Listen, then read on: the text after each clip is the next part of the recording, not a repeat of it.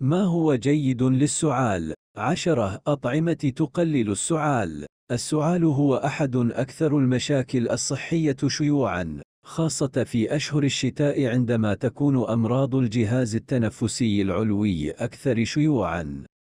السعال هو رد فعل انعكاسي للجسم في حالة تهيج الحلق أو الجهاز التنفسي لطرد مواد مثل الغبار والبلغم والمواد الغذائية التي تسبب تهيجا في هذه المنطقة. من أجل طرد المادة المهيجة، يجب على الدماغ طرد الهواء في الرئتين. ينشط الأعصاب، وبعد هذا التحفيز يتم ضغط الهواء في الرئتين، ويدفع المواد الموجودة في الحلق خارج القصبة الهوائية ويطردها كالسعال. يعتبر السعال العرضي طبيعي